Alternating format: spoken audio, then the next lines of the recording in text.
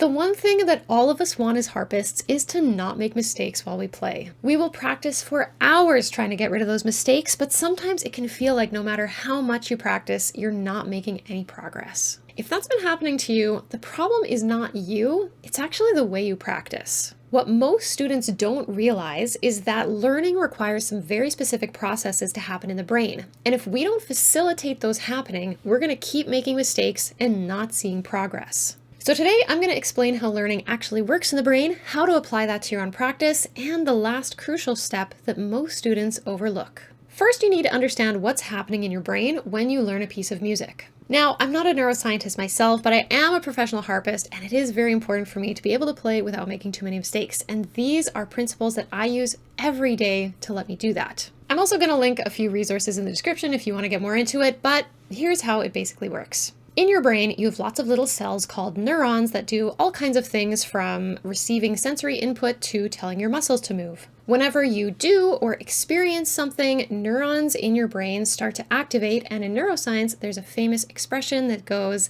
neurons that fire together, wire together. What happens is those neurons that are activated at the same time start to form pathways between each other so that electrical signals can be passed between them through the brain. Each time those neurons gets fired, that connection between them gets wrapped in a substance called myelin, which strengthens and reinforces the connection, kind of like an electrical wire that gets thicker and thicker. If you're getting a little lost in all the sciencey stuff, let me explain this another way. Let's say that these clothes pegs are neurons in your brain. Each time I take an action, like playing a set of notes for example, I'll wrap a string of yarn around them, connecting them. The thicker the yarn wrapping is, the stronger that connection is. Then, the next time I go to play a set of notes, there's going to be an electrical signal that passes through the brain as it tries to tell my body what to do. That electrical signal will be more likely to take the easiest path, the one that's been reinforced the most times. Here's the most important thing you need to know. Whatever you do the most times will be what you remember and what you're most likely to do again the next time you play. So if you've been working on a particular spot and it took you 10 tries to get it right, that means you played it incorrectly 9 times and correctly 1 time. Based on that, what do you think your brain is going to remember? The next time you play, the correct way is probably not the strongest connection in your brain, so when that electrical signal is looking for which way to go, it's probably not going to choose the path that lets you play the right notes. So the big takeaway here is that in order to play correctly in the future, we must play correctly many times during our practice. Each time you complete a correct repetition, that neural pathway becomes stronger and the more able you are to replicate that again in the future. Now that we know how the learning process actually works in the brain, I'm going to show you how to apply those principles in your practice so you can really learn your music well and play it with fewer mistakes. What you need to do is create an environment where it's possible to play correctly more often than not, and then complete several of those correct repetitions. To do that, we want to make the assignment as easy as possible. And very simply, that just means playing a very short segment of music very slowly. A lot of people will call this chunking or chunk practice. Let's go through an example of this together so you can see what it looks like in practice. First, I'm going to pick a small segment or chunk to work on. So let's say at the end of the page here, I'm having trouble getting from this measure into the next one, especially landing on this chord in the left hand. So I want to work on that spot. I want to choose a section that's small enough that I can really focus on those notes and not get distracted or tired by the time I get to it. So I'm not going to start at the beginning of the song. I'm not even going to start at the beginning of the page. I'm not even going to start at the beginning of the line for this one. I'm just going to play from the beginning of this measure here, and I'm going to stop after I play that first chord in the next bar. This is all I'm going to play this time. So now that I've chosen my small chunk, I'm going to play through it nice and slowly.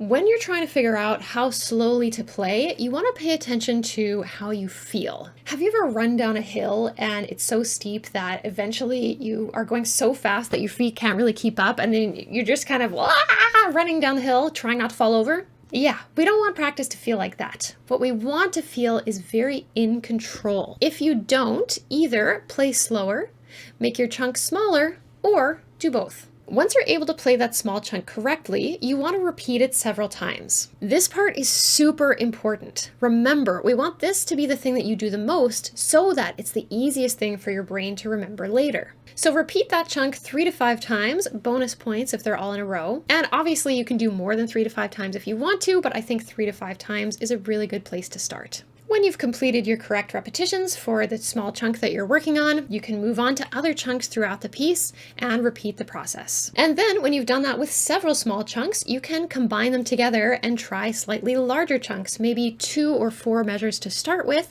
and play those larger segments 3 to 5 times correctly as well. So yes, it really is that simple. But there's one last step here that a lot of students overlook, and it can be one of the most powerful ways to improve your playing and drastically reduce the number of mistakes and especially hesitations in your performance. If you are unable to consistently play a small chunk correctly, or if you're unable to play it in time or without a long pause, even at a slow speed, you need to do something that I call practicing placing. Just like it sounds, to do this, you need to practice getting your fingers to the strings they need to land on. Going back to our example from before, if I'm having a hard time getting my left hand onto this chord, then I need to practice the movement of getting my left hand from the notes in the first measure onto the strings of the chord in the next measure. So what I'll do is play the notes that come right before it, place my fingers on that chord, and then freeze.